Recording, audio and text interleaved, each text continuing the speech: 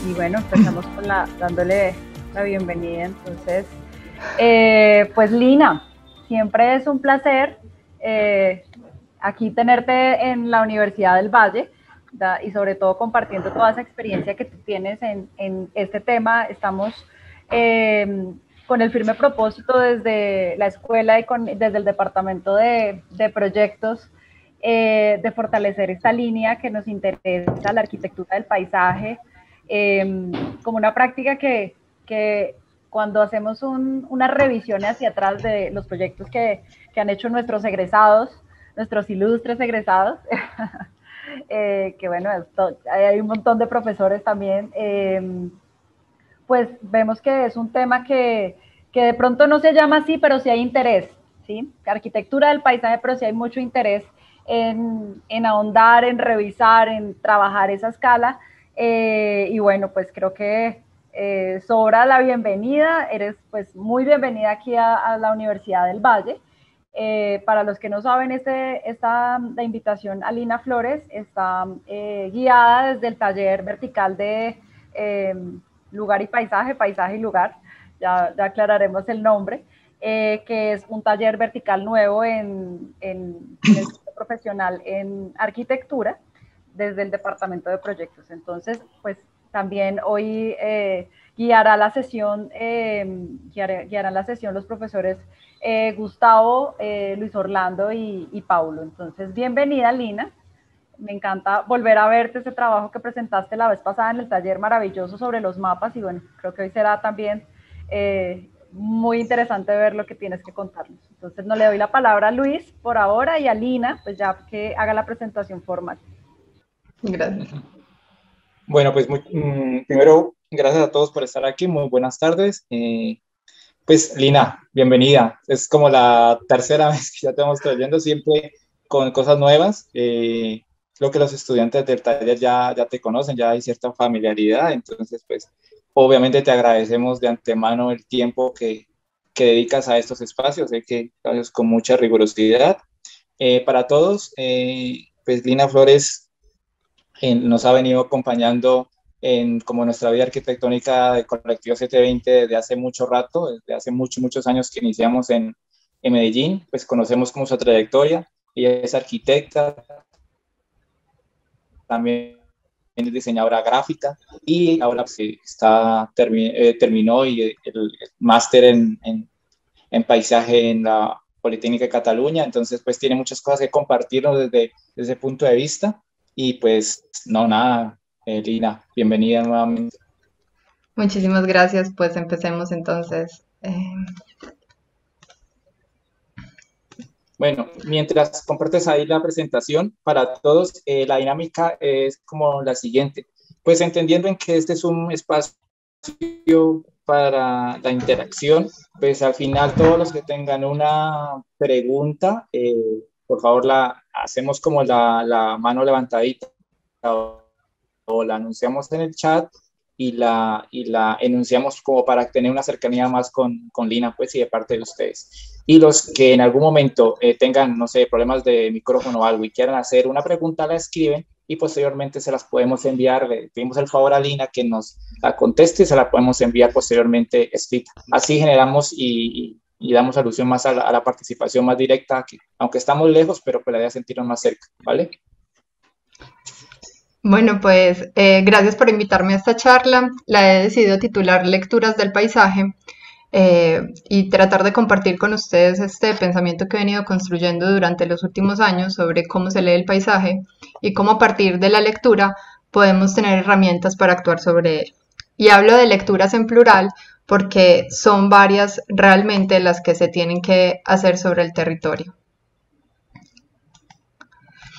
Entonces, bueno, voy a hacer como una especie de disclaimer aquí porque para para venirme a hablar sobre esta presentación, pues estoy haciendo este recurso de charla con fotografías, pero voy entonces a hacer como una especie de paradoja sobre cómo son esas lecturas y que no solamente tienen que pasar por la vista. Entonces empezamos con esta frase sobre el escaso ver y el mirar, y es muy interesante porque escoger esta frase para mí representa un montón de cosas. A ver, yo soy paisajista, pero mi base fue arquitectura, y no sé si ustedes comparten conmigo esta experiencia que tuve cuando estaba en la facultad, y es que nosotros estamos tocados interiormente como por todas estas teorías y corrientes sobre lo que para un arquitecto significa ver, como esa posición del ojo del arquitecto que ve su obra, que ve el espacio, que ve la materialidad y la luz. Sin embargo, esto nos pone como en el plano del observador, o sea, nos aleja un poco del objeto, y cualquier criterio que nosotros tengamos sobre ese objeto siempre va a estar sesgado como por la interpretación personal y sobre todo el background que nosotros tengamos. Entonces el mirar y el ver realmente se me antoja como una especie de ejercicio relativo, ya que pues depende por completo de quién sea este observador. Y pues no es extraño que nosotros como humanidad le hayamos dado mayor importancia justo a este sentido, al de la vista, pues porque hemos extraído, o somos muy capaces de extraer muchísima información del mirar y del observar. Pero no todo siempre tiene que pasar por aquí, y esa es como una de las cosas importantes de esta charla, y es que tenemos que empezar a leer el paisaje desde muchas otras cosas, aunque el observar también es parte de ella. Y es que si vemos esta imagen y nos quedamos solamente en un análisis visual, podríamos entrar en una carrera de tal vez dos opciones. Primero, describirla por completo, o tal vez enumerar como los elementos que vemos ahí. Entonces probablemente podríamos empezar como cielo, montaña, matorral, torres eléctricas, pero si fuera así, se nos escaparía el pequeño y contundente detalle que está ahí en esta imagen, que no se ve, pero que le da un sentido completo a la imagen que vemos. Y entenderlo solamente es posible si nos damos la oportunidad de leerlo, de estar allí y poder entender qué es lo que sucede. Lo que ante nosotros se muestra como un camino, como con rocas, este camino realmente es una riera seca del Mediterráneo, con lo cual por periodos se seca el cauce, y lo que vemos realmente son unas dinámicas vegetativas anuales que funcionan bastante bien con las crecidas, o sea, se mueren cuando las crecidas del río vienen. Y claro, para nosotros puede ser completamente confuso porque para nuestra realidad estamos acostumbrados a ríos caudalosos y permanentes. Por eso realmente no podemos fiarnos solamente de lo que vemos, sino que debemos resistirnos como a esas visiones puramente estéticas o escénicas. Entonces, casi que a las dos primeras diapositivas tendríamos como la primera conclusión de esta presentación, que sería que primero el paisaje no solamente se va a leer con los ojos, sino que requiere más sentidos que puedan configurar toda la experiencia, pero también que no es un proceso individual como yo el observador, sino que realmente el paisaje se alimenta de muchos saberes y que por tanto es una visión compartida y multidisciplinar. Entonces empezamos este recorrido a través de esos otros componentes por medio de los cuales podemos leerlo, y que al final sumarlos todos pues nos dan como un entendimiento completo del paisaje. Y esta otra manera de leer, por ejemplo, es el recorrer el paisaje, y para eso he traído este libro de Francesco Carreri, que se los recomiendo muchísimo, que se llama Worldscapes. Y aquí Carreri lo que nos trata es de acercar al paisaje a través de la experiencia del andarlo como la mejor práctica para reconocerlo y entenderlo. Y es súper interesante porque él realmente nos empieza a contar todo a través de una leyenda, que es la leyenda de Caín y Abel, como una especie de analogía a la división del trabajo. Entonces Caín, que es el sedentario, el que se dedica a la agricultura, estaba como solamente enfocado en agricultura y todos los procesos agrícolas, mientras que Abel, en cambio, era el pastor, el que podía recorrer el paisaje.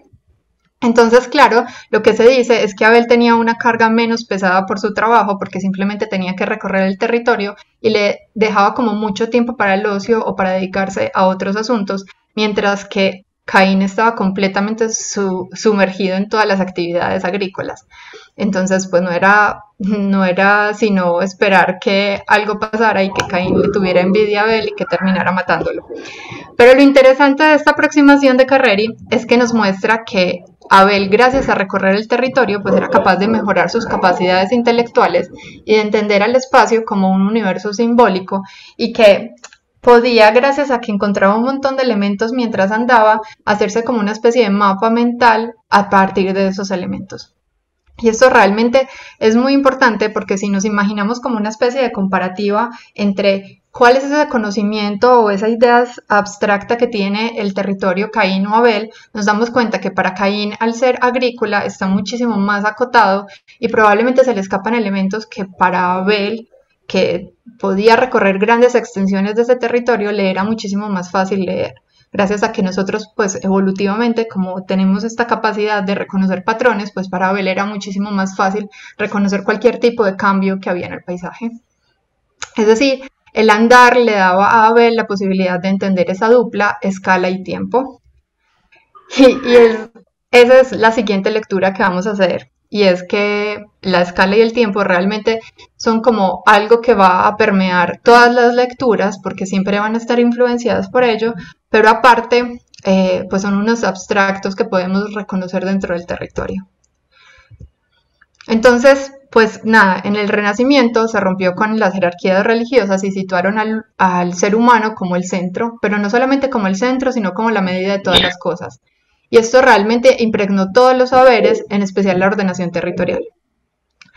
Pero el paisaje realmente se quedaba corta si tenía al ser humano como medida. Y esto es muy interesante porque no importa si la tecnología avanza un montón y nosotros podemos aumentar nuestra expectativa de vida, para el paisaje, digamos 80 años pueden ser al mismo tiempo mucho o muy poco. Y eso me recuerda un montón este calendario cósmico que hizo Carl Sagan, que es un claro ejemplo de cómo comparar dos escalas. Una que para nosotros es muy reconocible, como lo es ese calendario gregoriano, con una escala de tiempo cósmico. Entonces nos dice más o menos que nosotros, bueno, esto seguramente lo saben, que nosotros somos, bueno, que la historia o que el humano aparece en el último minuto del último año del calendario cósmico. Y que probablemente, pues esto nos lleva a pensar que cualquier acción que nosotros hagamos del territorio realmente va a poder influir aun cuando nosotros no estemos. Por tanto, otra conclusión de esta presentación podría ser que por más que nosotros intentemos diseñar un paisaje en este momento, este paisaje realmente, su evolución nos va a sobrepasar nuestra existencia, y por tanto es ilógico pensar que nosotros podemos diseñar un paisaje como una imagen final de él. Siempre va a estar en movimiento. Y digo esto porque hay que tener claro que el paisaje tiene unas dinámicas escalares y temporales diferentes a las humanas, y que por tanto, pues reconocer que el paisaje puede tener varias dinámicas nos permite comprender uno de los términos que es más importantes en el paisajismo, que es la sucesión ecológica. Y entonces esta, por ejemplo, es una imagen de sucesión ecológica básica o ideal. Y entonces empieza con una afloración de la roca madre. Estas rocas tienen algún tipo de fisura y se generan como una especie de diaclavas, que son como esas fisuras o grietas dentro de la roca donde se empiezan a acumular sedimentos o agua, en especial aguas lluvias que son bastante ácidas, y empiezan a colapsar la roca, a que se saprolice o que se disuelva, y esto empieza a generar la estructura del suelo que nosotros conocemos. Entonces empiezan a aparecer las primeras plantas, que realmente hago como un paréntesis, y es que aquí en Colombia las hemos llamado un poco mal, aquí las conocemos como malas hierbas, pero realmente son riquísimas, son súper lindas y tenemos que empezar a quererlas muchísimo, que se llaman plantas adventicias o pioneras. Y estas adventicias tienen una característica especial, y es que normalmente son anuales. Eso significa que a un año se van a morir, pero cuando se descomponen en la tierra, pues generan como una especie de capa orgánica que va a ser el sustrato donde se van a poder venir otras herbáceas un poquito más grandes. Luego podrían dar paso a matorrales. Estos matorrales podrían llegar a servir como sombra para los primeros arbustos y primeros árboles, y luego cuando estos árboles se pueden desarrollar y hay una comunidad extensa de estos árboles muy bien desarrollados, pues podríamos entenderlo como una especie de comunidad clímax. Entonces, si nosotros pudiésemos pasear por un territorio así, pues nos daríamos cuenta que por las características de estos árboles, porque pueden desarrollarse bien, porque su copa tiene un buen desarrollo según el tipo de especie arbórea que sea, pues podríamos estar hablando de que este lugar tiene comunidades en clímax. Pero leer el tiempo o leer a través del tiempo no solamente se refiere a temas completamente ecológicos, sino que también la historia de un lugar nos puede dar pistas sobre lo que ocurrió en el territorio y que probablemente lo que nosotros conocemos hoy como algún lugar de ese pues del territorio en general o del planeta en general no necesariamente fue así pues como a lo largo de la historia. Esta cartografía fue una cartografía que hice como preanálisis para empezar mi tesis de maestría. O sea, esto no llegó a mi tesis, pero fue una de las cosas que me ayudó. Y es que con esto me pasaron dos cosas. Cuando yo llegué a Barcelona, pues como los primeros 15 días de Barcelona yo no la conocía, así que básicamente era una turista. Y me pasaron dos cosas que yo no entendía mucho. La primera es que cuando tú conoces la playa de Barcelona te das cuenta que la arena es completamente diferente, nada parecido a las playas que nosotros tenemos en Colombia, ni del Caribe ni del Pacífico. Era como más parecida a una arena como de agregado fino de obra. Y eso me parecía sumamente extraño porque no había conocido nunca una playa de esa manera. Y lo otro es que si nosotros, por ejemplo, hiciéramos un corte transversal por la ciudad, pues nos daríamos cuenta que aquí hay una montaña que llega al nivel del mar, por lo tanto, lo más probable es que esto sea casi una línea perfecta en pendiente, pero aquí donde está esta manchita rojita, que corresponde como a la parte de la ciudad fundacional de Barcelona, realmente esta ciudad está como un nivel muchísimo más alto que el resto de la ciudad. Puede estar, no sé, unos metros más arriba que el resto de la ciudad. Y esto me parecía súper extraño y realmente no lo conectaba muy bien. Fue cuando empecé a hacer mi tesis de maestría que empecé a escarbar sobre cartografías antiguas, que me empecé a dar cuenta que esa línea de litoral que había en Barcelona, pues difería bastante de la línea actual que nosotros tenemos. Y lo que me empecé a dar cuenta es que no sé si ven esta línea punteada se parecía más a lo que aparecían en las cartografías antiguas que realmente esta superlínea negra. Entonces lo que me enteré es que realmente Barcelona, gracias a ciertas obras que ha tenido y algunas dinámicas litorales, casi todo ha sido una ganancia de tierras al mar. Por lo tanto, las playas de Barcelona realmente son playas artificiales. Y entonces esto es un GIF que hizo el Museo de Historia de Barcelona, y si nos concentramos más en la línea litoral que en los asentamientos en rojo, pues es bastante claro cómo Barcelona le fue ganando ese territorio al mar. Entonces, si vemos realmente, si nosotros no entendemos también la historia, pues yo no podría entender que realmente el territorio como de primera línea de mar es un territorio completamente artificial y por tanto tiene unas dinámicas diferentes a cualquier playa que haya cercana que sí sea natural completamente. Entonces, esto es otra lectura, que es una lectura a través de la historia. Y entonces pasan cosas. Y otra de las lecturas es que hay perturbaciones, hay cosas que perturban el paisaje. Y hay dos tipos de perturbaciones, las naturales y las antrópicas. Entonces, en las naturales, ¿se acuerdan de la sucesión ecológica que les había mostrado hace unas diapositivas? Que era como la manera idónea en la que se iba desarrollando o evolucionando un paisaje. Pues bien, ¿ustedes alguna vez jugaron el juego de la oca o el juego de la escalera? Que uno va tirando un dado y va avanzando como casillas y si llega a cierta casilla pues se tiene que devolver. Bueno, eso es básicamente lo que pasa con este tipo de sucesión, se llama secundaria, y es porque seguramente hubo una perturbación en el paisaje y entonces todo el paisaje se ha tenido que devolver y empezar de nuevo. Entonces, en este caso, por ejemplo, fue el fuego, que si ven, realmente había una estructura de unos árboles bastante grandes, seguramente en clímax, y aquí van a tener que volver a empezar todo el sistema. ¿Qué tipos de sucesos pueden ser perturbaciones naturales? Incendios, terremotos, inundaciones, deslizamientos. En el caso de la siguiente imagen, que es esta, esto es un incendio, pero no siempre tenemos que pensar en el incendio como algo malo, sino que probablemente lo podemos empezar a pensar como una herramienta de gestión del paisaje. Y es que hay bosques, por ejemplo, como el del pino blanco o el Pinus halepensis, que necesitan del fuego, o sea, necesitan de altas temperaturas para que las piñas se puedan abrir y soltar sus semillas. Estas son las piñas del Pino halepensis, las que están aquí abajo, y realmente necesitan del fuego para que pase. Así que si nosotros, por ejemplo, fuésemos a leer este paisaje, entenderíamos que el fuego hace parte completamente de las dinámicas de él y por tanto tendríamos que tenerlo como una herramienta de paisaje.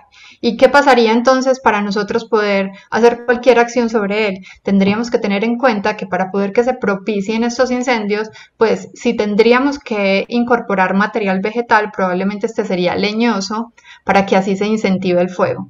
Y si nosotros en cambio lo que necesitamos es proteger, digamos, una residencia o una zona residencial gigante, pues vamos a tener que variar esa vegetación y probablemente vamos a tener que incorporar una que absorba más agua, que retenga más agua para que le sea muy difícil entrar en fuego.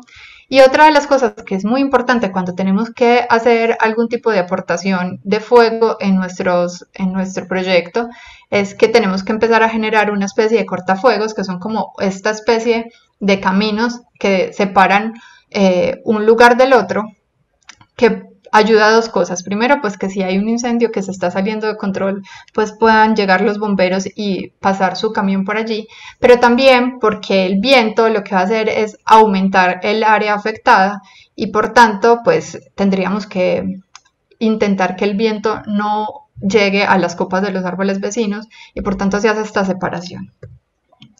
Pero no todas las perturbaciones son naturales, sino que también son antrópicas. Y esto quiere decir que son modificaciones con alto poder destructivo y que probablemente fueron hechos o impulsadas por el ser humano. Es más, en este momento se habla como antropoceno, que fue como una palabra que están usando bastante en este momento para referirse al Holoceno en el que estamos, debido al significativo impacto global que han tenido las actividades humanas en los ecosistemas terrestres. Entonces, bueno, si se acuerdan cuál es el flyer de esta charla, pues esta imagen nos permite identificar varias perturbaciones. La primera, bueno, vamos a entender un poco de qué se trata esta imagen. Es una ortofotografía y a partir de una ortofotografía, pues vamos a ver cuáles son esas como perturbaciones que se dan. Aquí hay un centro poblado, aquí hay otro centro poblado y si yo tuviera esta ortofoto en un color normal vería todo esto verde y podría entenderlo como una especie de corredor ecológico. Pero gracias a que le alteré un poco los colores me es muchísimo más fácil entender qué está pasando allí. Lo primero que vemos es que hay unas perturbaciones de tipo vial que lo que hacen es comunicar estos dos centros urbanos. Entonces si vemos aquí hay una, aquí hay otra y aquí hay otra. Y eso lo que hace es que realmente esa mancha que nosotros podríamos llegar a ver verde se va a ver interrumpida por eso y realmente ni la vegetación ni la fauna van a poder atravesar. Lo otro es que si vemos hay como unas manchas azules y hay otras manchas que son como magentas. Las magentas son los lugares donde hay vegetación arbórea y las manchas azules es donde hay vegetación herbácea, no sabemos de qué tipo. Entonces, otra perturbación que podemos identificar ahí es que todas estas manchas azules realmente hacen parte de parcelas agrícolas y aunque esto no es malo del todo, sí que la parcelación agrícola extensiva puede desplazar bastante la fauna local. Entonces, como vemos, si yo fuera un animalillo que tuviera que ir de esta zona A a esta zona B, pues realmente empezaría a tener un montón de problemas porque no hay un cobijo suficiente como para yo poder atravesar. Aparte, estas zonas fucsia, por ejemplo, son lugares en los que se retiró por completo la capa vegetal y por tanto, pues también empiezan a aparecer como una perturbación. En este caso, esta es una zona en la que hay un club de golf. Entonces, ¿cómo se podría lidiar con esto, con este tipo de perturbaciones humanas? Pues bien, si yo tengo esto es un meme, es súper interesante porque eso es como lo que estamos intentando ver, es que realmente cuando nosotros tenemos una perturbación de tipo vial, pues realmente es muy difícil pasar, tanto por fauna y por flora. Entonces aquí en Colombia se han empezado a hacer como algunos pasos de fauna y normalmente localmente lo que solemos ver son este tipo de pasos aéreos, pero disminuye por completo la tasa de animales que pueden cruzar porque no todos pueden trepar y no todos tienen el peso suficiente para que esto lo soporte.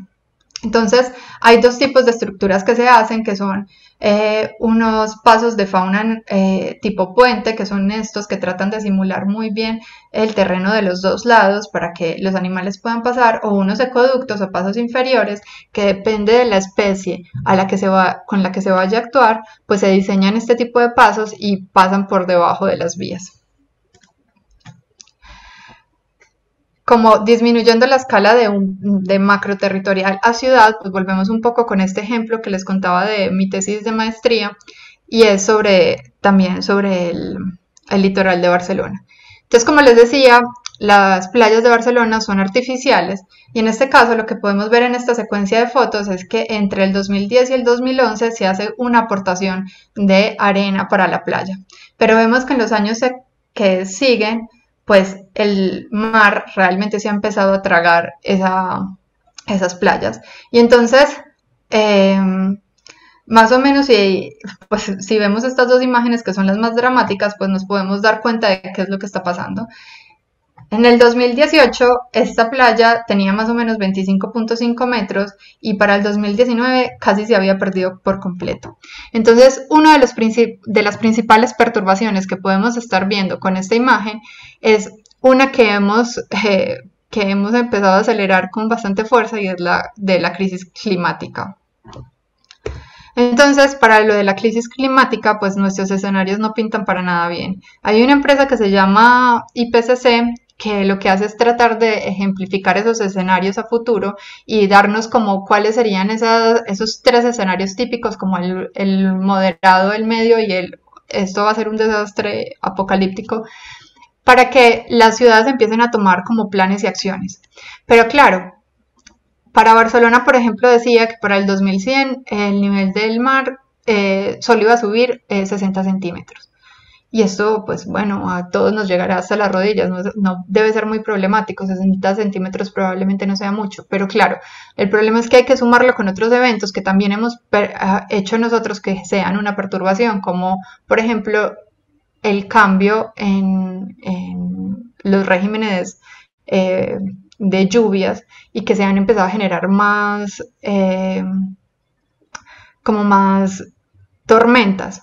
Entonces, nosotros le tendríamos que sumar al nivel del mar este oleaje aparte por tormentas, aparte un efecto que pasa en las playas que se llama subducción, aparte una erosión anual que se hace promedio en pues que depende de cuál playa y qué régimen de oleaje tengan, se va calculando, y aparte pues todas esas lluvias, con lo cual si nosotros empezamos a sumar todos esos datos probablemente vamos a tener olas o subida del mar de aproximadamente 2 metros, con lo cual para 2100, por ejemplo, en Barcelona se plantea que llegaría más o menos hasta esta línea roja, lo cual llevaría a pensar que pues no solamente se van a perder todas las playas artificiales de Barcelona, sino que también vamos a poner en riesgo pues partes del frente marítimo que corresponden a zonas residenciales. Esto sería como esa foto de cómo sería una Barcelona sin playas. Y bueno, vamos bajando la escala, ya es a nivel de un parque de ciudad. Este proyecto es del paisajista James Corner y se llama Fresh Kills Park. Es en Staten Island. Y esto es muy interesante porque este lugar era realmente un vertedero. Entonces, pues como el ayuntamiento de Nueva York saca esto a concurso y pues empieza a resolver, o sea, la idea era que se resolviera el cambio, la restauración del paisaje en este parque en esta zona que pasara de un relleno sanitario a un parque. Entonces, lo interesante es que este paisajista empieza a reconocer que hay dos perturbaciones realmente en este territorio y que aunque una de ellas es el relleno sanitario, la otra no es tan evidente, pero sí que hace parte de una perturbación antrópica. Entonces, para lo primero, pues hace todo el tratamiento de rellenos que se haría, pues que se tecnificaría en este lugar. Pero aparte, pues va a resolver el siguiente, que es la del cambio climático. ¿Y por qué la del cambio climático que no se ve tanto aquí? Y es que si nosotros recordamos, pues como en Estados Unidos, en esta parte como de la costa, llegan como unos periodos de huracanes bastante fuertes y azotan bastante a Estados Unidos. Entonces, lo que ha pasado es que se ha aumentado no solamente la violencia con la que llegan estos huracanes, sino la cantidad de huracanes promedio que llegan anualmente a azotar las playas. Entonces, cuando se hizo el cambio de uso de suelo de este lugar a un lugar como de desechos, pues se perdió por completo como la dinámica normal que tenía este lugar. Y es que realmente funciona como una especie de esponja. Entonces, lo interesante es que él se dio cuenta que esto realmente funcionaba como un motorcito y que tenía que volverlo a engranar a las dinámicas locales.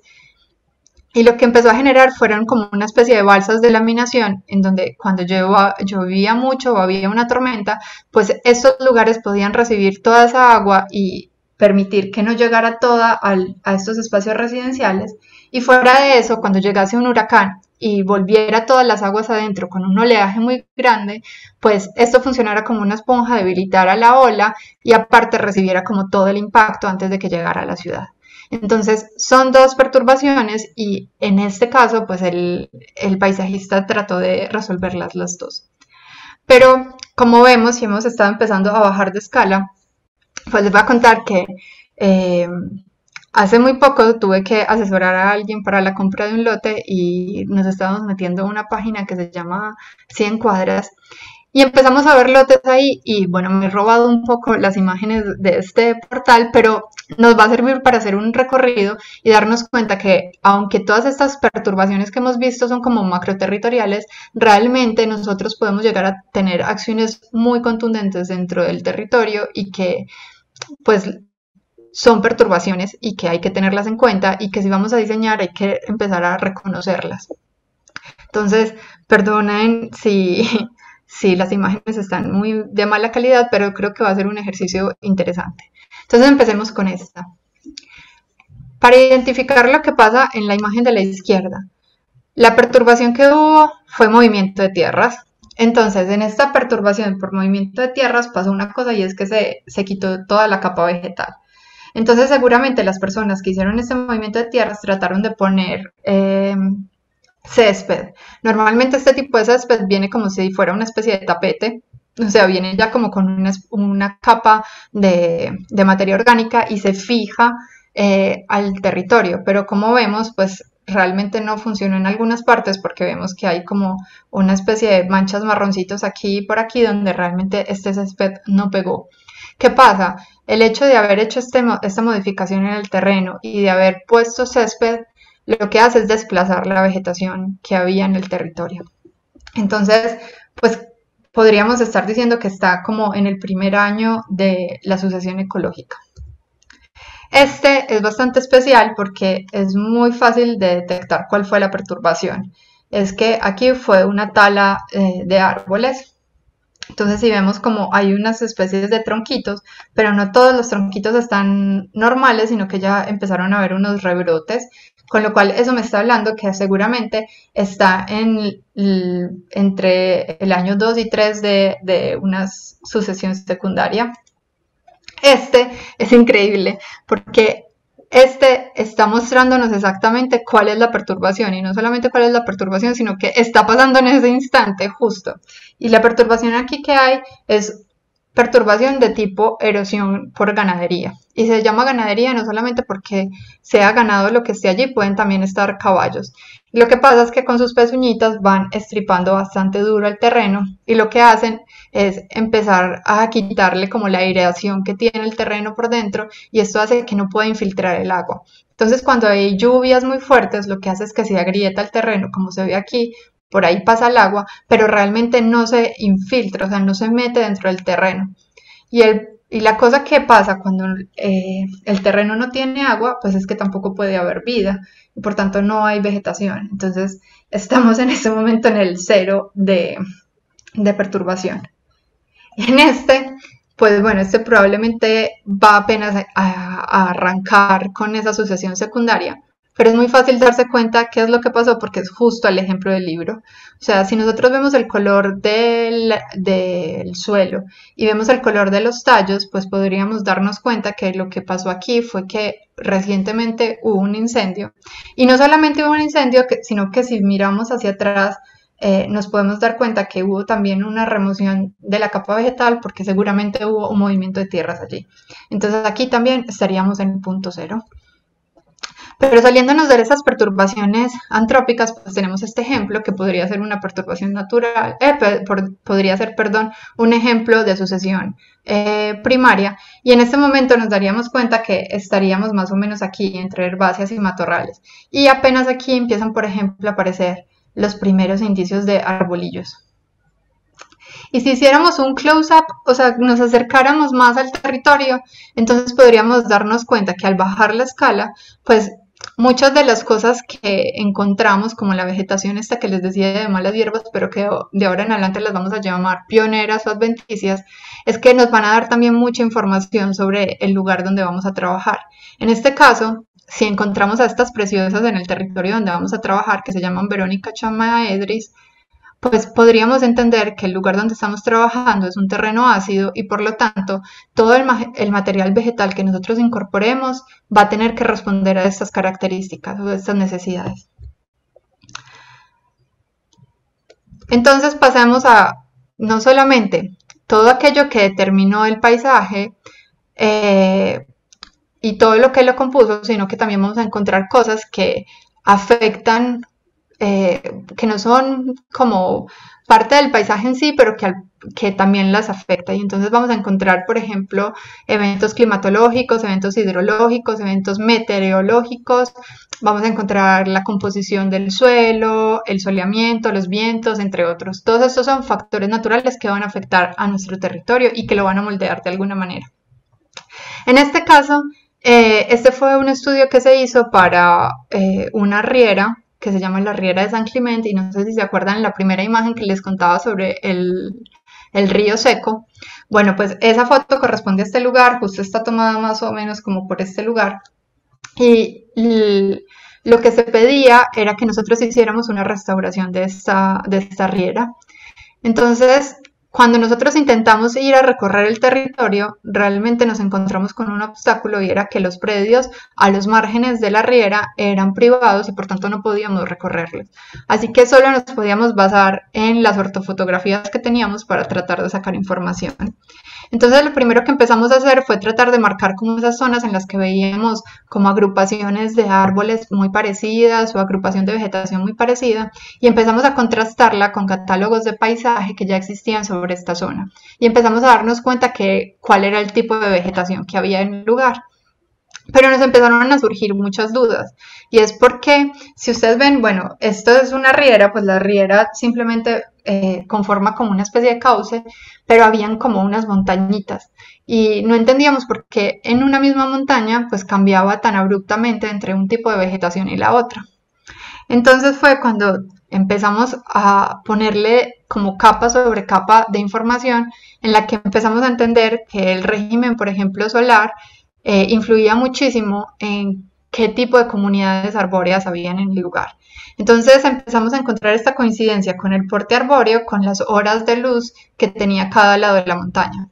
Entonces a este lado, por ejemplo, nace el sol en este lugar y su trayectoria es más o menos de extremo a extremo. Entonces estos lados de la montaña tenían más horas de luz, mientras que estos tenían mucho menos. Entonces así podíamos darnos cuenta que realmente había una correspondencia entre el tamaño de árboles que nosotros veíamos y el tamaño de vegetación que veíamos cuando era el poniente, que era muchísimo más baja.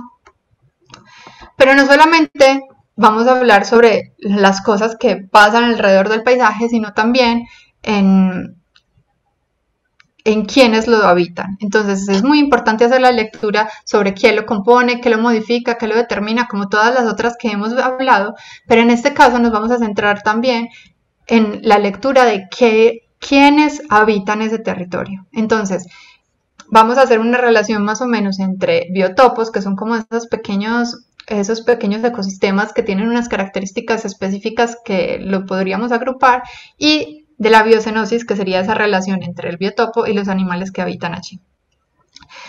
Hago un paréntesis porque una de las ideas más popularizadas sobre el diseño de paisaje es que siempre hay que hacer una aportación masiva de material arbóreo, o pues dicho coloquialmente, de plantar árboles a diestra y siniestra. Y muchas veces darnos cuenta de cuáles son pues como las especies que viven allí nos permiten entender cuáles deberían ser también las acciones que nosotros deberíamos tomar sobre el territorio. Y muchas veces la aportación vegetal puede llegar a ser mínima y probablemente lo que necesitamos es simplemente ajustar el mantenimiento o incorporar a veces material pétreo o hasta material en descomposición. Entonces vamos a ver. Esto es una ciudad cerca de Barcelona que se llama Cornellà. Es bastante fácil de identificar. Este es su centro urbano. Esto es como una pastilla de equipamientos que tiene, y estas son unas parcelas de cultivo y de celdas que dejaron como en reserva. Esta es una vía interurbana gigante. Estos son unos carriles de tren que pasan por su territorio, y el margen del río que comparte con otra ciudad que se llama Sant Boi.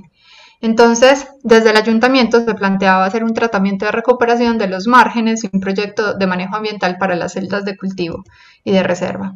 Entonces, desde aquí la lectura fue diferente como al acercamiento que tuve para los otros proyectos. Y en este, por ejemplo, lo primero que se hizo fue identificar el catálogo de biotopos que existían y tratar de caracterizar algunos de los más importantes, reconociendo la vegetación que había en ellos. Entonces, al lado izquierdo, ustedes pueden encontrar como una serie de biotopos que se podían ver en el lugar, y pues en 4 de ellos, por ejemplo, se determinó cuáles eran las especies que nosotros veíamos en ellos. Y luego se hizo una recopilación de toda la fauna que pudimos apreciar en el lugar, pero también de toda la fauna que había en literatura que aparecía en algún momento, porque en este lugar vienen muchas especies migratorias. Entonces, si ustedes ven, está la fotografía del animalito, su nombre, pero también en qué periodo del año hay avistamiento de ese animal.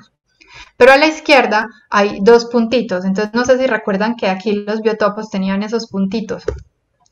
Y ven que la mayoría tiene 2 o más puntitos de biotopos. Esto significa que nosotros tenemos que empezar a entender como paisajistas que nosotros no solamente vamos a plantar porque sí, sino que vamos a empezar a plantar con sentido y pensando en cuál es esa fauna que vivía allí, y que probablemente esa fauna para desarrollarse necesita más de un biotopo, porque nosotros tenemos que asegurar siempre que todos estos animales van a tener comida, cobijo y reproducción, y probablemente ellos, estas 3 cosas se hagan en biotopos diferentes. Un caso para explicarlo bastante fácil es con esta especie que se llama buteo buteo, que es como una aguilita ratonera, y ella para anidar, para nidificar y para vivir necesita lugares muy altos, árboles muy altos, y para cazar necesita praderas y lugares como tipo humedal. Entonces, si nosotros a saco tratáramos de poner árboles en el margen del río, lo único que estaríamos haciendo es dificultarle la caza o la alimentación a esta especie, y es una especie que es protagonista en este lugar. Entonces estaríamos sacándola del territorio y probablemente la pondríamos como en riesgo. Entonces, cuando empezábamos a hacer eso con cada una de las especies, empezamos a encontrar que había como una especie de matriz entre ellas, unas dinámicas que compartían. Y eso nos daba pie a ver que el territorio realmente tenía esas características y que estaba como muy relacionado entre sí. Entonces, la aportación que se hizo para este proyecto fue menor. Lo que se hizo fue como un mantenimiento del margen y una aportación vegetal mínima que realmente estaba acorde, no solamente con esas especies, sino con las bandas que aparecían a lo largo del margen del río. Y vincular los animalitos, pues no es tan descabellado. Este es un proyecto que hizo la oficina para la que trabajo.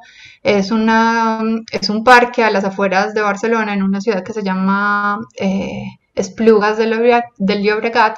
Entonces ya no se necesita quienes poden este terreno, pues porque son realmente las ovejas las que salen a pastar y a organizarlo.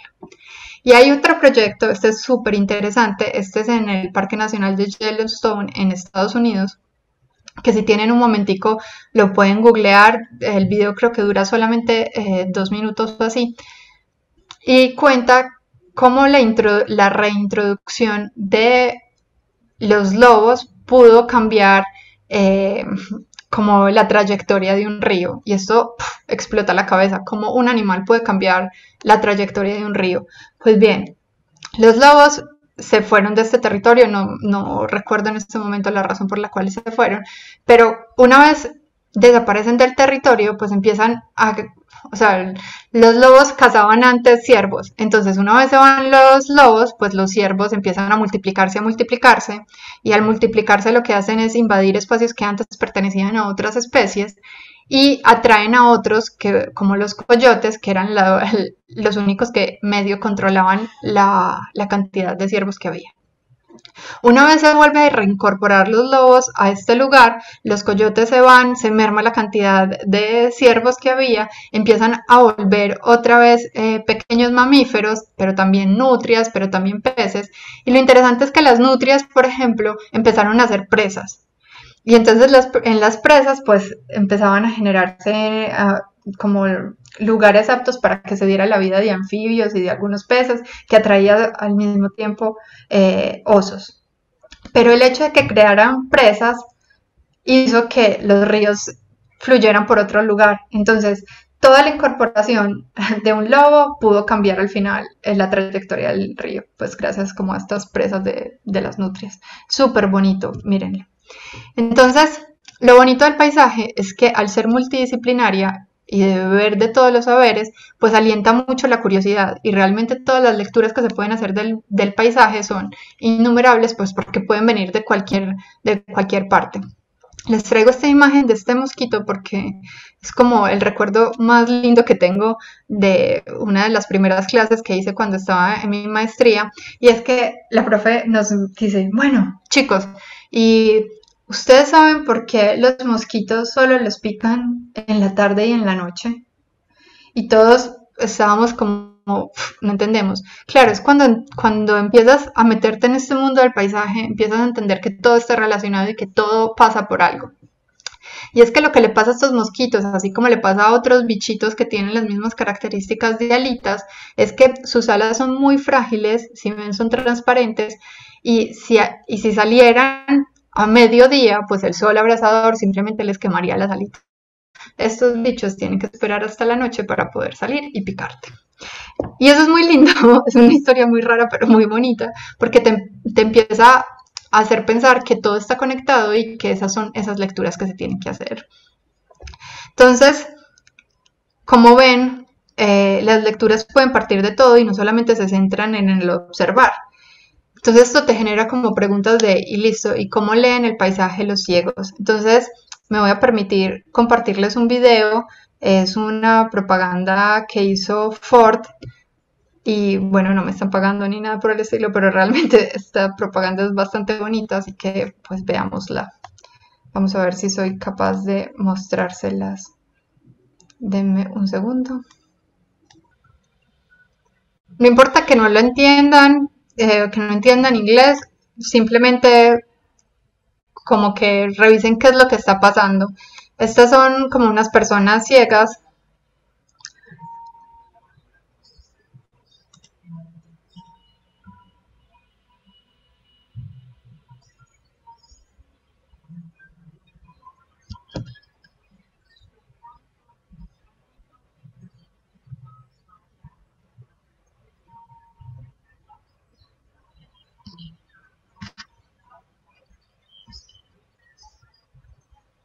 Bueno, aquí les están preguntando que qué sería lo que les interesaría ver si pudieran hacerlo. Y eso es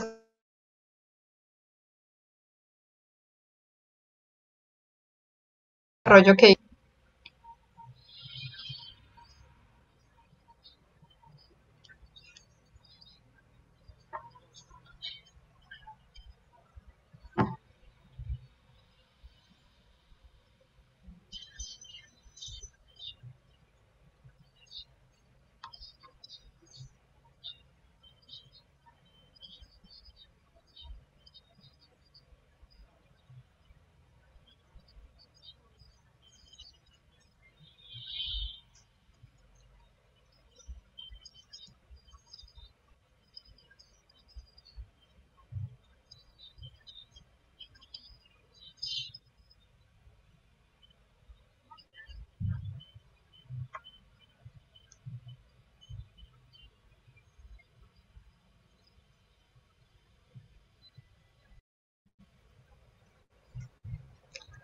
Bueno, me muero, esto es bellísimo. Y pues nada, este es como el final de mi presentación. Quería dejarlos con esto y muchísimas gracias por haberme escuchado. Gracias, Lina. Muy interesante la perspectiva de hoy. Bueno, nada, yo creo que Luis, tú moderas esta parte de preguntas y los profesores, pues claramente del vertical.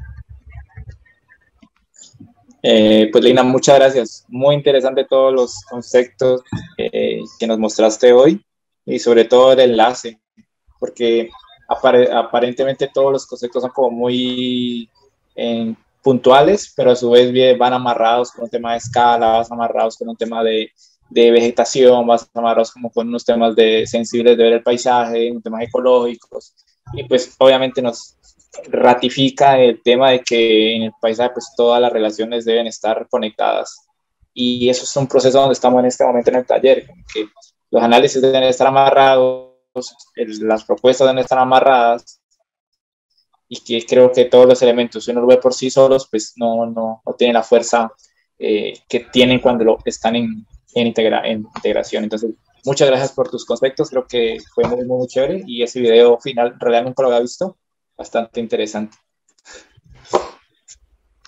Muchas gracias. Y aparte de este, por favor, miren el parque de Yellowstone de los lobos, es increíble, me encanta. Eso. Bueno, si alguien tiene alguna duda, pregunta, inquietud, anotación, abrimos como esta parte para que le pueda dar directamente a Lina su anotación. ¿Nadie? Yo tenía una duda. Dale, Natalia. Qué pena. Es que cuando comenzamos a combinar los biotopos con la flora, luego la concatenación de esos, con la fauna, perdón, la concatenación de los requerimientos específicos de cada especie de fauna en cuanto a biotopos, y luego que queremos tener diferentes tipos de animales, ¿cómo hacemos para cruzar toda esa información y lograr, o sea, eso sí o sí nos va a dar como resultado el paisaje que necesitamos si queremos tener, por ejemplo, aves, gusanos y sapos, por decir algo? ¿Cómo hacemos para hacer ese cruce asertivo y que luego me termine que el resultado sea aves, gusanos y sapos, por decirte un ejemplo? Sí, no sé si me hago entender. Pues más o menos, vamos a ver si soy capaz de explicarte lo que pasó con este proyecto. Obviamente para motivos de la charla lo simplifico mucho y les doy un pequeño ejemplo, pero esas son horas y horas de, bueno, me voy a ir, voy a dejar a un lado un momento esa necesidad de todos de voy a hacer ese diseño y me voy a poner netamente a investigar. Entonces, pues hay que entender que la primera parte de cualquier tipo de proyecto es puras horas invisibles, eso significa puras horas de silla y de estar investigando. Entonces, realmente hacer como este catálogo de cuáles son las especies que vienen allí, pues obviamente nos podían salir muchísimas de ese catálogo, pero teníamos que priorizar como algunas. Entonces, lo interesante es empezar a ver que cuando se genera esta relación, es muy probable que muchos compartan los mismos biotopos para hacer ciertas cosas. Entonces, si veíamos los humedales, en los humedales se dan estos sapitos de los que hablas tú, pero probablemente las ranas necesiten de mosquitos, entonces necesitan lugares en los que se retenga el agua para que los mosquitos puedan salir y se los puedan comer.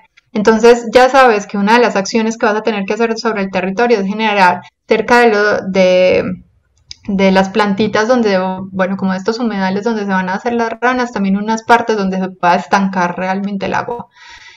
Pero también necesitan, por ejemplo, pequeños mamíferos lugares para reproducirse y ellos se reproducen como en una especie de cavernitas dentro de la tierra. Entonces, si tú ves que por acción de movimiento de tierras o así se perdieron todas esas cuevitas, pues ya vas a saber que eso es lo que es una de las acciones principales que vas a tener que hacer. Entonces, simplemente empezar a preguntarle a cada una de estas especies qué es lo que necesitan para estar contentos. Vas a darte cuenta que probablemente te da una malla muy parecida a lo que había antes de cualquier tipo de perturbación humana. Y esto es bastante fácil como de contrastar esa información. Entonces, realmente lo que tú tienes que hacer es tratar de incentivar que los procesos que vayan a pasar luego de paisaje lleguen a tal punto en el que todos ellos se sientan bien. Entonces tienen que recordar que todo es escalar y que pues hay una sucesión ecológica. Entonces si tú necesitas árboles grandes, probablemente no los vayas a poder plantar grandes de 3, 5, 7, 10 metros, porque va a ser no solamente muy costoso, sino casi imposible. Entonces, lo que vas a tener que hacer es pensar cuáles son esos árboles que tienes que aportar y de qué tamaño llegan, por ejemplo, del vivero. Probablemente llega de 1,20 m. Entonces, ya sabes que vas a tener que esperar un montón de años para que esos árboles estén grandes. ¿Esos árboles qué necesitan? Necesitan de sombra. Entonces vas a tener que aportar unos árboles primero que le den sombra a esos árboles y que probablemente luego se retiren y se replanten en otro lugar, pero le den sombra a esos árboles para que puedan surgir. Entonces cuando vos empezás, como una cosa siempre te va a llevar a la otra y te va a llevar a la otra y te va a hacer como un mundo de nuevos conocimientos, pero simplemente leerlo, o sea, darte la oportunidad de leer esas cosas te va a dar la información, no necesitas inventártela. No sé si respondí algo de lo que me estabas tratando de preguntar. Sí, me entiendo. Gracias. Bueno, ¿alguien más? Yo por acá tenía dos preguntas. Mientras los estudiantes y todo el mundo procede, pues. Hola, Dina, ¿cómo estás? Hola, bien. Bienvenida otra vez. Muchas gracias, Paulo. Bueno. Una pregunta era como un poco, o bueno, una era algo que me recordó ese último video que presentaste, el de los invidentes, acerca como de este efecto sinestético, pues. Y también en algún lado vi una noticia que había pues un experimento científico, pues, que se trataba de coger ese efecto sinestético y llevarlo como a un dispositivo que te permitía, por ejemplo, oír los colores, por ejemplo, o ver pues los sonidos, pues, y entonces invertir los sentidos. Eso me pareció súper interesante, me recordó eso, pues no era una pregunta, sino como un observador. Y lo otro era una pregunta ya más disciplinar, era en estos ejemplos de proyectos que vos has trabajado, cómo es la composición disciplinar, pues, para llevarlos a cabo y qué tanto, porque tienen mucho como pues tienen mucho desarrollo, ¿no? De desarrollo quiero decir, de investigación, tienen mucho también me imagino que componen un proceso también, puede ser largo, no sé, porque requieren investigación. Entonces, ¿cómo han sido, o según lo que veo, pues, cómo han sido? Bueno, es súper interesante esa pregunta porque, claro, nuestra base es arquitectura. Entonces, uno empieza a crearse como un modelo de cómo abordar los proyectos desde arquitectura. Pero cuando uno llega al paisaje, se da cuenta que es un mundo totalmente diferente y que uno se tiene que reconfigurar como paisajista. Entonces, claro, tú antes, cuando vas a desarrollar un proyecto, probablemente tenés muchas horas solo de dibujo tuyo y de diseño tuyo. Pero para vos poder hacer una línea en paisaje, tuviste que haber hablado con una cantidad de gente increíble. Entonces, por ejemplo, lo que nos pasaba con la Riera de San Clemente, que era este lugar que no podíamos visitar porque los predios eran privados, las primeras personas con las que nosotros hablábamos eran los campesinos que nos decían que ellos usaban la riera seca, pues cuando en los periodos secos, como camino para llevar a su ganado. Y ellos nos empezaban a contar eso, como que, bueno, pero lo que ustedes ven aquí no es un camino realmente, esto aquí, esto se llena de agua, bueno, como cosas así. Entonces, luego empiezas a ver como, ¿y esto por qué es así? Porque hay estas piedras. Entonces, necesitas a alguien que te hable sobre qué pasa debajo del suelo. Recuerden que el paisaje no es solamente lo que pasa de la cota cero hacia arriba, sino que es de la cota cero hacia abajo. Entonces, necesitas de un geólogo para saber cómo es la composición de la tierra, para saber si es muy arenosa, si es francolimosa, bueno, y eso da unas características especiales. Pero también necesitas de una persona que sepa de hidrología para saber cómo funcionan los ríos.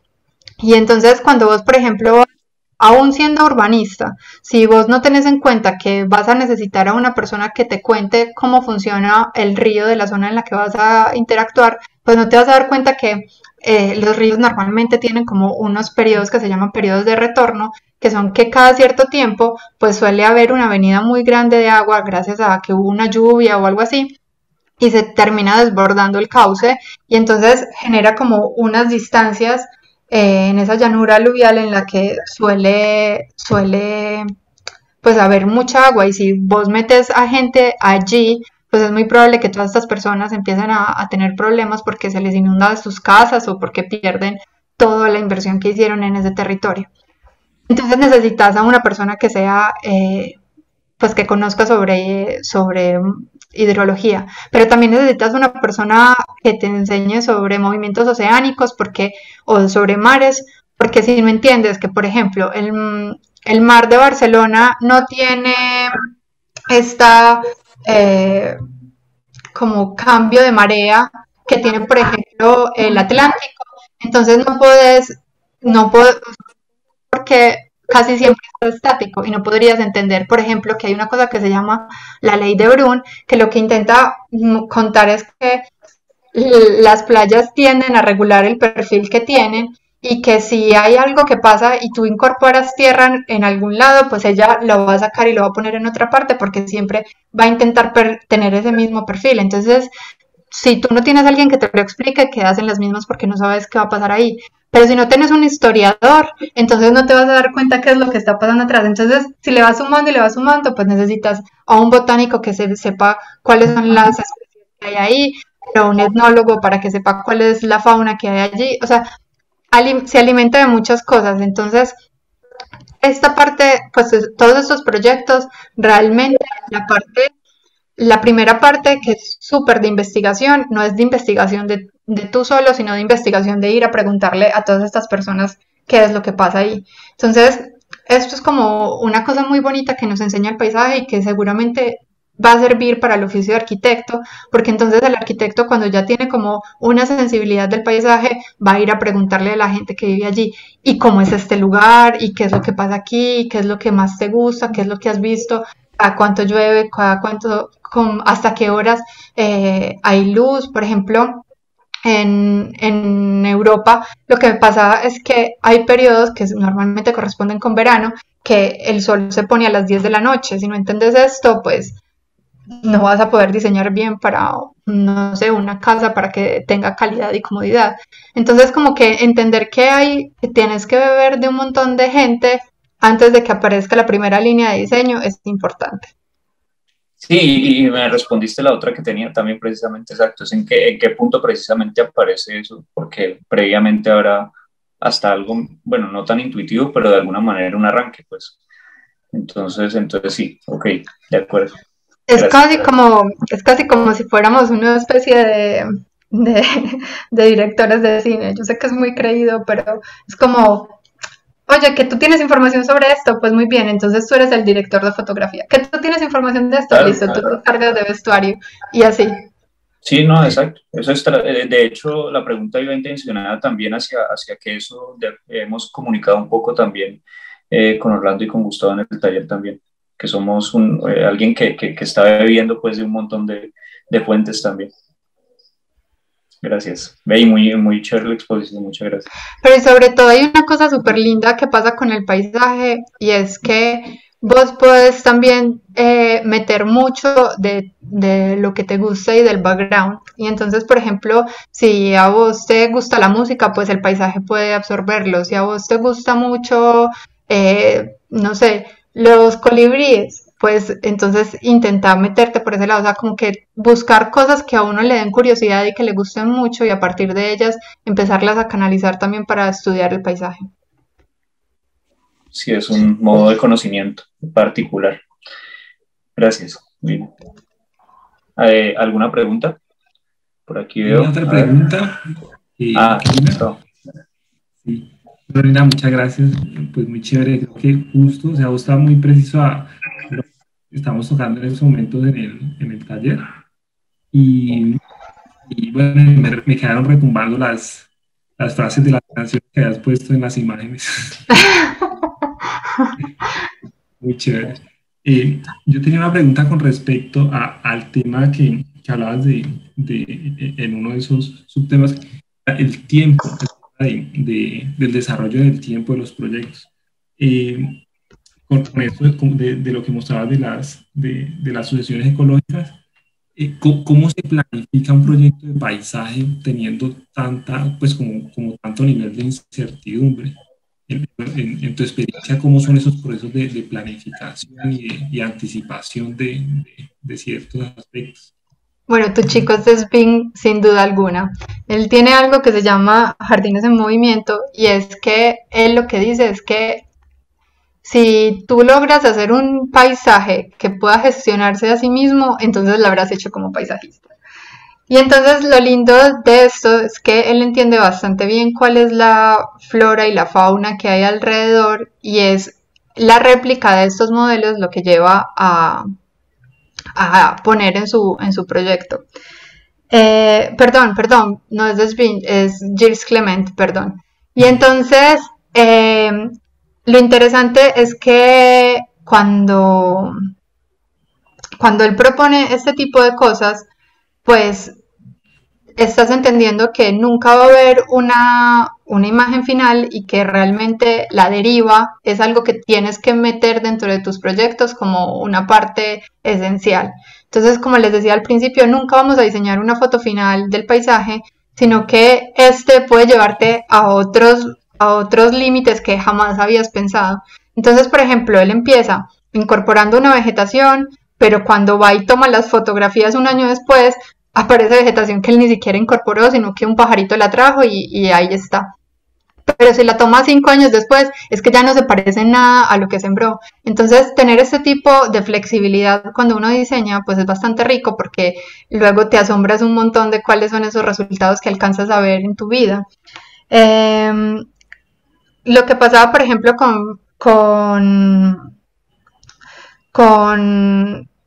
bueno, hay lo que les estaba contando ahorita, como cuando una especie necesita, por ejemplo, de sombra para poder crecer, entonces cuando tú empiezas a pensar que vas a ayudar a que ese paisaje termine transformándose en algo, pues puedes adelantarte y empezar a sembrar ciertas cosas para que eso se dé. Por ejemplo, en la Riera de San Clement, nosotros teníamos que hacer una aportación de vegetal en una zona que estaba erosionada.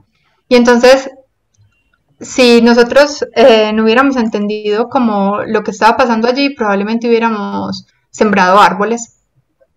Y claro, el problema es que si uno siembra árboles en un río que luego va a coger una velocidad tremenda y un caudal tremendo, pues estos árboles probablemente se van a despegar y van a terminar dañando el vidrio de alguna casa.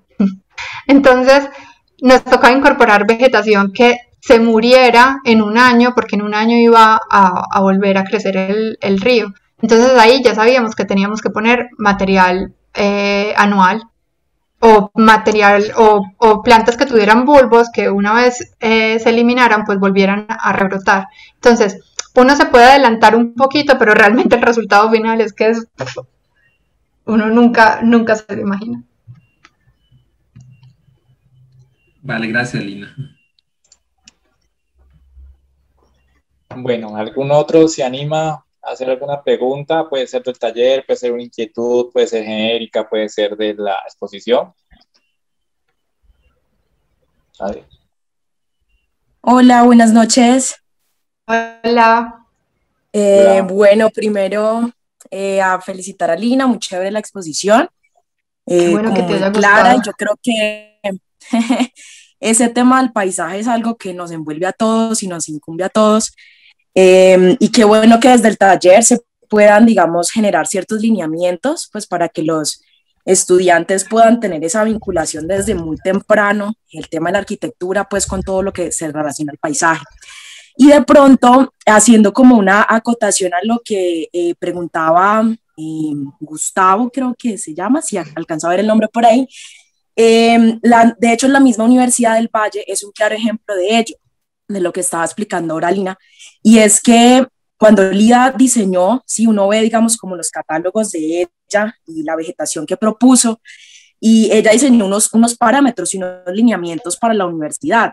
Pero si tú le preguntas muchísimos años después a esta época, ella te va a decir, yo no me imaginaba, ¿no?, la cantidad de vegetación y toda la exuberancia que se iba a quedar, y que fue algo que ella a lo mejor no tenía previsto desde el inicio, porque eso pasa con el paisaje. Entonces es algo muy bonito porque en el tiempo hay cosas que tú no puedes controlar porque es la misma naturaleza, pero que al final te dan otros resultados, y eso conlleva a que de pronto haya se creen otros nichos, otros ecosistemas, ¿sí? Partiendo de lo que ya hay. Entonces, eso es algo bien interesante porque al final uno puede proponer unas especies sobre un lugar, pero vas a los pocos años y vas a encontrar otras asociaciones, claro está las primarias, pero luego esas otras que se van encontrando, ¿sí? O van llegando otros caminos que se van cruzando. Entonces eso es lo bacano del paisaje, que vos desde un inicio, aunque no tenés controlado todo, de alguna forma siempre te sorprende. Entonces hay cosas que vos prevés como paisajista, pero hay otras que sencillamente no puedes controlarlas. Más sin embargo, la responsabilidad como paisajistas es eso, o sea, poder mirar hasta dónde sí podemos empezar a generar esa asociación de ecosistemas, y eso luego qué nos va a generar en un futuro. Muchísimas gracias. Qué bueno, mira, con respecto a lo que me dices y hablando también como lo que decía Gustavo, realmente uno lo que podría, pues como poderse acercar al territorio de manera como de algún tipo de acción que me permita a mí tener como algún tipo de control, sería como unas fases y proyectar unas fases como a cierto número de años. Entonces, esta imagen yo ya se las había mostrado, probablemente el grupo de Luis probablemente ya recuerda como esta imagen, pero todo va pasando como por fases.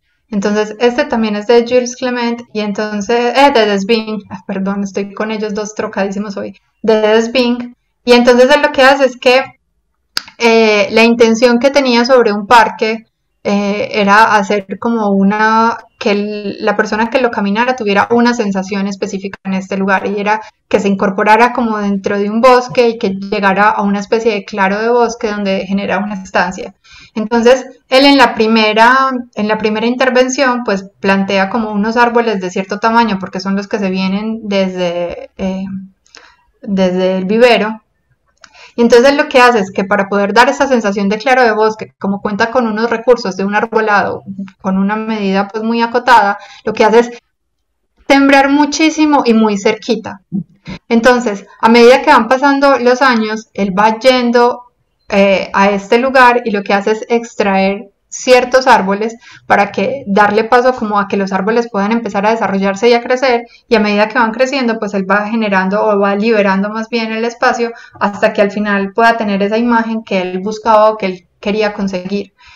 Estos árboles que él eliminó de acá pues fueron como puestos en otra parte, pero lo mismo pasa con el proyecto que les mostré de Fresh Kills Park, que también el proyecto pues cuando uno trata de trabajar en un vertedero pues uno no hace el proyecto tan y simplemente aterriza en el lugar, sino que también es un proyecto, son proyectos que requieren de muchísimo tiempo y que te van dando como la posibilidad de empezar a controlar ciertas cosas. En el caso de los vertederos es que hay que sanitizar los espacios y hay que renaturalizarlos. Entonces va a ir por fases.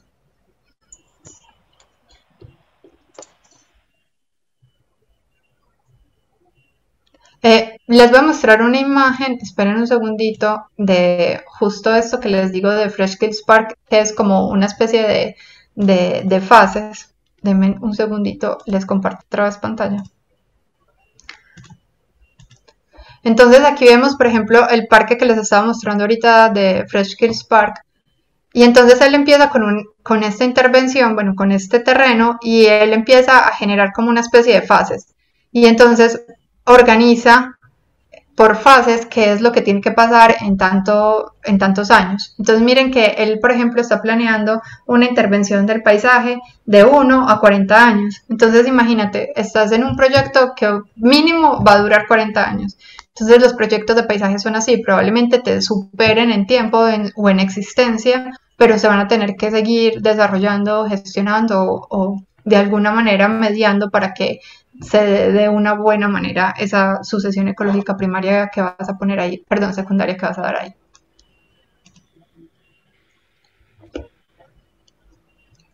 Laura Carrillo hace rato levantó la mano, no sé si ella quiere hablar. Sí, ella era la siguiente. Laura. Sí, hola Lina, súper buena la charla, lo que decían ahorita los profes, como muy apropiada al taller. Yo no sé si hablaste previamente con ellos o fue revelación divina. En fin, lo que quería contarte era que estamos trabajando un cerro en Cali, que ahorita precisamente que hablabas de todo ese trabajo interdisciplinar, pues nos tocó irnos como, devolvernos en la historia, literal como en los siglos de la historia de la ciudad, y nos dimos cuenta que es un cerro que ha sido como atacado en cuanto a, primero en deforestación por muchos años, porque era el combustible con el que trabajaba la ciudad, y es como el cerro más cercano, entonces como por cercano era el primero. Y cuando las cosas avanzaron y la ciudad creció económicamente, como que una de sus fuentes de riqueza era el carbón, entonces después lo atacaron como por carbón y con minería. Total, han sido como 130 años más o menos erosionando la montaña. Entonces yo me preguntaba como que en qué fase de la sucesión ecológica está. A eso súmale los incendios que hacen a propósito o muy sospechosos. Entonces como que en qué parte de la sucesión ecológica está si todo el tiempo ha estado atacada y se evidencia como en el tipo de paisaje, porque ya no la ves, como que en las fotos históricas se ve siempre como con esas heridas en la tierra y no ves como una densidad boscosa importante, como que en qué parte estaría ese ciclo, o se quedó así para siempre, o qué rayos. Bueno, Laura, no se va a quedar así para siempre, pero mientras sigan habiendo perturbaciones antrópicas, está en el estado cero de la sucesión secundaria. O sea, mientras que sigan habiendo cosas que maltraten el terreno, que cambien la estructura de la tierra o que simplemente hagan que la vegetación se vaya perdiendo, pues va a estar en el estadio cero. Más que identificar en qué periodo de sucesión está, la idea es pensar qué acciones tengo que hacer yo para tratar de recuperar este paisaje y para que al menos él solito pueda empezar a recuperarse. Entonces, probablemente si ha sufrido de minería, puede darnos indicios que el terreno pues, sí ha modificado su estructura. Entonces, es muy probable que encontremos vegetación que nos pueda dar pistas que tienen minerales pesados el terreno y que probablemente toda la vegetación no va a servir allí. Entonces, bueno, yo después les dejo un link de un PDF súper bueno que hay, y es que a partir de esas pioneras nosotros podemos identificar fácilmente qué es lo que hay abajo antes de tener una relación con un geólogo, que probablemente les sea un poquito más complicado a ustedes encontrarlo en este momento y que les diga cuáles son esas condiciones del terreno. Pero con esta cartilla más o menos uno se puede dar cuenta, si uno identifica la especie que hay en el lugar, pues qué es lo que está pasando y tratar como de mitigar. Nunca vas a cambiar por completo, sino que vas a pensar en que vas a mitigar y que vas a buscar que ese lugar sea resiliente. ¿Qué significa resiliente? Que si vuelve a pasar algún tipo de perturbación, pues tenga la posibilidad de volver a empezar. ¿Y cómo se hace eso? Pues no haciendo monocultivos, o sea, no diciendo, bueno, si esta zona era un pino, entonces voy a poner 10.000 pinos porque estarías haciendo un monocultivo, sino tratar de incorporar bastante material. Y pues nada, yo creo que todo está ligado a la restauración, entonces trata de buscarte bastante información sobre cómo se restauran lugares que han sido fuertemente colapsados por minería. No sé qué tipo de minería es, puede ser minerías extractivas como madereras o puede ser minería de metales pesados, entonces tienes que ver también qué tipo de minería es en la que estamos hablando. Carbonífera, sobre todo. Y no se va a quedar así, siempre va a evolucionar. Dale, muchas gracias. No, gracias a ti, querida. ¿Algún otro? ¿Alguna otra pregunta? Yo siempre he tenido una duda, yo aprovecho para hacer un comentario o pregunta, pues, Lina, ya que está. Es un poquito macro la pregunta. La idea es que es una opinión más que una pregunta. Es pues que uno siempre ha visto grandes proyectos en Europa. Creo que uno ve grandes proyectos de espacio público y de paisaje que tienen que ver más con el tema del cuidado de los espacios naturales. Y parece que en Colombia, al parecer, pues eso está muy poco tocado, o la rentabilidad que puede para un gobierno tener espacios naturales, no estoy hablando de parques, sino como de espacios naturales que las personas puedan irse a distraer o a hacer alguna caminata, pues está muy poco en Colombia versus lo que está pasando en el mundo. En tu opinión, en lo que has vivido y has conocido pues fuera de Colombia básicamente, y lo que está en Colombia, así en términos muy, muy gruesos, ¿vos cómo ves el panorama de Colombia en el sentido del paisaje? Más enfocado a un paisaje pues que es un compromiso más con el tema ecológico y natural que más que con el tema del espacio público como tal. No sé si me hice entender un poquito, como de tu opinión, como has visto las dos partes, como Luis, ¿qué crees mira, que nos falta? sí, te voy a responder esto porque esto ha sido como una pregunta que yo también me he hecho bastantes veces y toca muchos temas. El primero es un tema político y en eso pues prefiero no meterme en una conversación con 68 personas que estamos pensando diferentes. Pero si sacamos ese tema de ese componente que es bastante fuerte, pues nos podemos dar cuenta que realmente dentro de nuestro territorio pasan cosas muy interesantes, y es que tenemos unos pioneros a nivel latinoamericano de personas que están siempre pensando en el paisaje. Entonces, no es gratuito que haya invitado a Catalina, hay personas como Luis Pérez, creo que es de aquí, creo que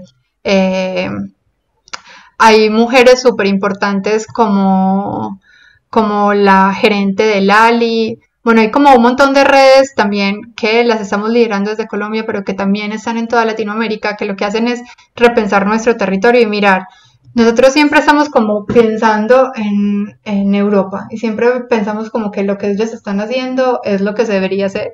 Pero si nos miráramos un poquito al ombligo, nos daríamos cuenta que muchas de las estrategias que ellos están en este momento incorporando dentro de sus parques, pues nosotros ya las hemos tenido desde hace mucho tiempo. Simplemente tenemos que volver a ser como intuitivos y ver cuáles son esas prácticas que nosotros estábamos haciendo desde el territorio. Realmente pensar que el territorio nos puede dar muchas ventajas es como, o sea, es según la creatividad que tengamos. no solamente pensar en el paisaje o en este caso que tú ponías en los parques públicos como una especie de ocio para las personas, aumenta su calidad de vida, sino que también aparte el hecho de reforestar o revegetar también incorpora otras cosas que normalmente no son como tan ampliamente comentadas, pero que hacen mucho bien, y es que realmente los árboles pues son sumideros de CO2, o sea, ellos consumen CO2, entonces pues a más árboles, más CO2 y más CO2 que atrapan y pues más oxígeno que le dan al planeta. Entonces, por ejemplo, tener este tipo de servicios ecosistémicos como que podrían potenciar muchísimo nuestra capacidad de desarrollar parques. Hay, por ejemplo, el desarrollo de una alga y nosotros tenemos, por Dios, 2 salidas al mar, así que podríamos tener bastante esto. Y las algas también son súper buenas haciendo de sumideros naturales, pero también de producir energía. Entonces, hay que explorar todo lo que nos da la vegetación y todo lo que, pues como las maneras extrañas que nos da la vegetación y la fauna, como para desarrollar nuestros propios paisajes que cumplan con las necesidades tropicales. Por ejemplo, yo ahorita les contaba sobre una riera seca, pero nosotros realmente ríos secos tenemos muy pocos. Entonces, pues a nosotros ese conocimiento, por ejemplo, no nos es útil a nosotros. Entonces, diseñar parques fijándonos en cómo se hicieron allí, pues realmente no dan respuesta de nada de acá. Entonces, bastaría más como mirarnos un poquito el ombligo y ver que lo que nosotros tenemos si nosotros sabemos leerlo, pues nos da ideas más claras sobre cómo tendríamos que intervenir en el territorio. Hay un video súper bonito que no sé si se acuerdan que antes habían como una especie de microciclo de cines que pasaba en las salas de Cine Colombia antes de aparecer las películas. Y uno de esos mini cortos que pasaban ahí se llamaban Los Ombligados. Y esta historia es súper bonita porque es como un pueblo del Pacífico que cuando los niños nacían, pues les quitaban sus ombligos y los enterraban y allí sembraban una palmera. Eso es una práctica que probablemente nunca la vas a escuchar en Europa y que realmente lo que produce es como un arraigo súper grande al territorio. Entonces, por eso les digo, es más de mirarnos nuestro ombligo, más de mirar qué son las condiciones de tierra que tenemos y poder aprovecharlas para que nos digan cuáles son las directrices de ese diseño de paisaje que tenemos que empezar a hacer nosotros. Hay algo bueno a nivel de leyes y es que cada vez más se necesita una incorporación al equipo de diseño de paisaje, de diseño de parques, un paisajista. Y pues vamos paso a paso y poco a poco se va entendiendo que la labor del paisaje pues es bastante importante y tiene un impacto súper fuerte en nuestra calidad de vida. Claro, Paola Andrea nos dice algo por el chat y es completamente así. Sí, por eso les decía que probablemente me tengo que apartar un poco del tema político porque pues es bastante fuerte lo que sucede en Colombia, sobre todo con las personas que defienden la naturaleza, pero bueno, esos son temas políticos en los que yo personalmente no me quiero meter. Eric está levantando la mano, no sé qué quiere decir. Erika. Hola, buenas noches. Que yo no veo cuando levanto la mano. Buenas noches, Erika. ¿Cómo están? Eric. ¿Sí, me escuchan? Sí, Eric, Sí. Perfecto. Hola, buenas noches, ¿me escuchan? Sí, Sí, Eric, Eric, te perfecto. escuchamos.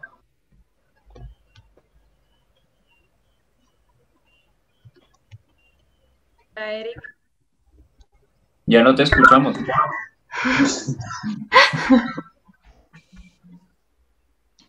No sé, Creo que se le fue la señal. Bueno, mientras que él puede recuperarlo, pues Liliana tenía algo que decir.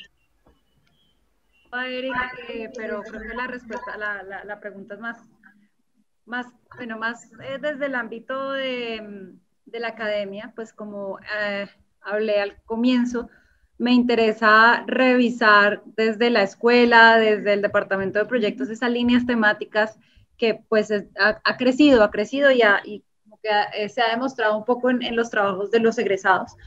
Y pues los intereses de los estudiantes. ¿Cuáles son los principales retos para la formación de un arquitecto del paisaje? Hola, esta pregunta es bastante difícil porque, claro, depende totalmente, como tú lo dices, es una pregunta totalmente académica y responde justamente a cuál es la misión y la visión de, como la posición de la universidad. Entonces, dependiendo cuál es la posición y lo que tú esperas que sea el perfil profesional de tu alumno, pues van a ir dirigidos a eso los contenidos. Entonces, por ejemplo, hay varios tipos de máster. Entonces, por ejemplo, el que yo hice es un máster universitario que es de 8 horas diarias, pero también hay másteres de paisaje que solamente ocupan 3 o 4 horas, 2 días a la semana, o sea, puede ser tanto desde horario como de contenidos. Yo creo que lo importante que debería ser como el centro líquido de todos los paisajistas tendría que ser entender que hay una relación entre lo que tú lees y cualquier acción que vayas a hacer. Siempre es lectura, acción. Y que probablemente tienes que ser completamente humilde para poder recibir información de donde menos la esperas y completamente creativo para poder utilizar todas esas herramientas que tenés y vincularlas dentro de los proyectos. No sé si eso es lo que esperabas escuchar de mi parte, pero creo que hay que tener como una posición muy crítica sobre cuál es nuestro papel dentro de como del impacto que le hemos causado al ecosistema terrestre, pues a todos los ecosistemas terrestres quiero decir, y qué podemos hacer como para tratar de mitigar todas esas cosas. Yo creo que no vamos a salvar el planeta, pero nos vamos a acercar bastante. Pues vamos a ponernos una truza y tratar de hacer lo mejor que podamos, pero yo creo que esas son como las cosas de todos los oficios, o sea, si le dices a un psicólogo cuáles son las cosas, pues ellos también van a intentar salvar el mundo tratando de que nos equilibremos mentalmente, y si le preguntas a un médico, pues va a tratar de salvar vidas, pero es simplemente que te enamores tanto de ese oficio que encontres la manera de ayudar lo mejor que puedas y que hagas las cosas de la mejor manera que puedas para tratar de mitigar todas las mismas acciones que nosotros como especie le impactamos al planeta. Muchas gracias. Eric Santiago, ¿estás por ahí? Voy a intentarlo. Hay problemas como de conexión, pero lo intentaré. Pero sí ¿Se te escucha? oímos, ya te oímos. Sí, Eric, te escuchamos. Listo, bueno, no.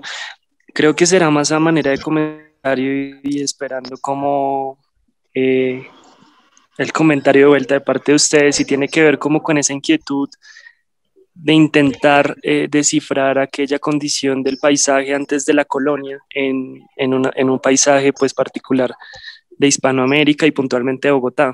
Eso es muy curioso porque pues han pasado siglos y uno muy difícilmente se puede aproximar a cómo debió ser esa imagen en algún momento.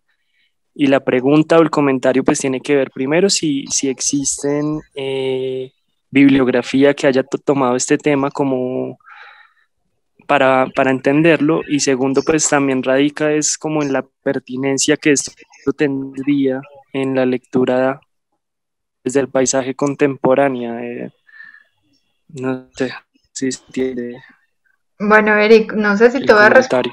no sé si voy a responderte algo sobre eso, pero sobre literatura de cómo era el paisaje bogotano, no tengo pues como muchas referencias.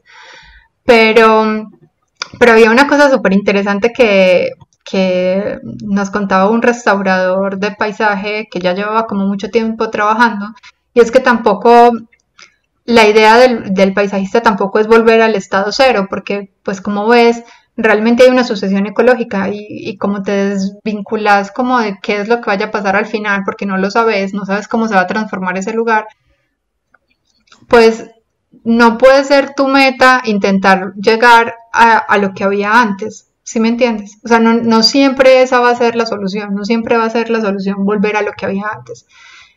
Hay, por ejemplo, un lugar cerca a donde les estaba mostrando lo de la Riera Seca, en la que se hizo un trabajo también de restauración, o sea, más como hacia el nacimiento de esta riera. Y en ese trabajo, esta persona nos contaba que ese lugar históricamente había sido un lugar de pinares, o sea que había muchos pinos.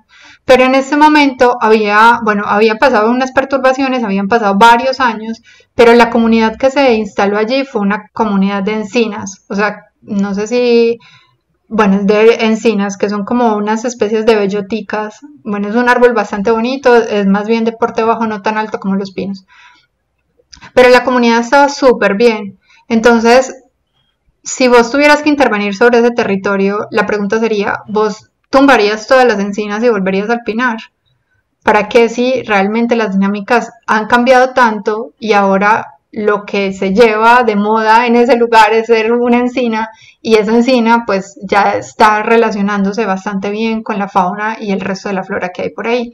Entonces no siempre la idea es volver a lo anterior, pero sí tenerlo en cuenta para saber de dónde viene y qué probablemente pueda llegar a pasar a futuro.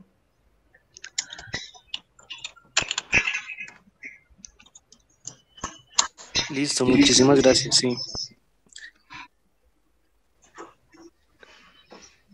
Eric, y siempre está el libro de Mutis sobre lo que vieron en la exploración cuando vinieron, entonces no sé cuánto quieres devolverte en el territorio. Sí, todo eso es bellísimo. Y las acuarelas de Humboldt, bueno, no sé, es también inquietudes que van surgiendo por ahí. Pero muchas gracias, sí, es claro.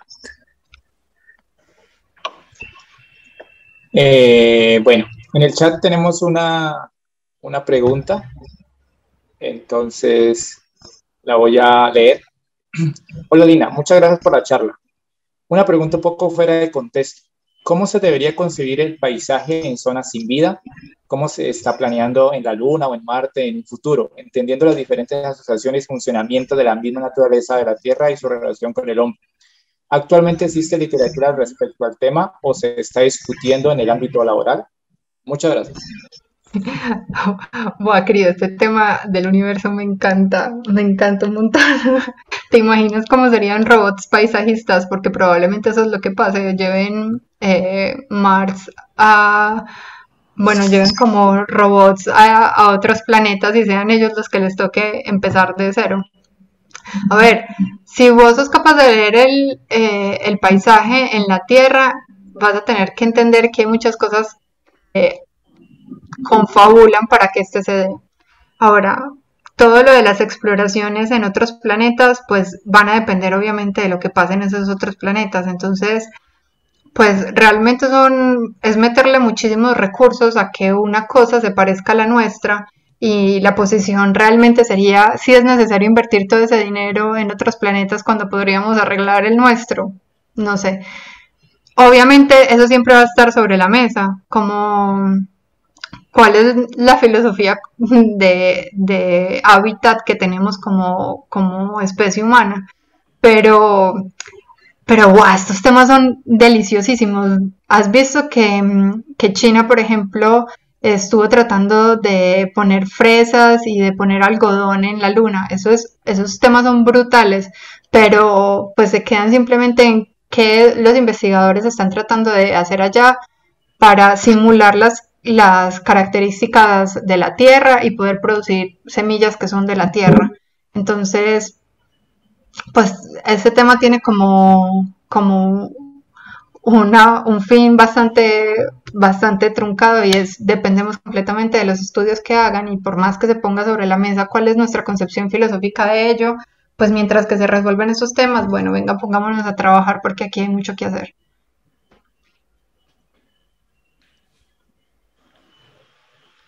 Listo, bueno, gracias Lina. ¿Hay alguien más que tenga alguna pregunta o ya vamos cerrando el día de hoy? Juan Sebastián, pero tengo que decirte que amaría la idea de ver Juan Sebastián, amaría la idea de ver un extraterrestre sembrando árboles.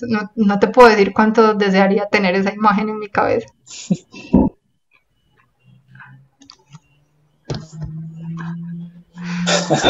Bueno, entonces yo creo que ya es momento de cerrando este espacio. espacio. Profe, Pero, pues, profe, perdón. ¿Qué pasó? Bueno, Alina, que por favor no se olvide de compartirle de pronto la cartilla al profe Luis para que él nos la pase a nosotros, por favor. Gracias. De una, ya se las mando. Bueno, No te preocupes. listo. Entonces, no, Lina, ya hemos pauta un tiempo, llevamos 6 a 7, llevamos 1 hora y 40 minutos, casi para las 2 horas de charla. Entonces, Liliana, yo creo que es momento de ir cerrando como el tema. De mi parte, más sinceras agradecimientos por siempre compartir tu conocimiento, pues por darle las herramientas a los estudiantes y a todos los que han escuchado aquí, pues de cierta manera para aprender un poco de paisaje. Yo creo que tenemos mucha riqueza a nuestro alrededor, que es muy chévere entenderla y entender mucho de esos patrones, y sobre todo pues usarlas como en los espacios que nosotros podemos crear para nosotros mismos sin afectarla. Entonces creo que es un aprendizaje largo que creo que todos los que estamos aquí de alguna u otra manera nos interesa. Entonces, mil gracias y siempre bienvenida por este.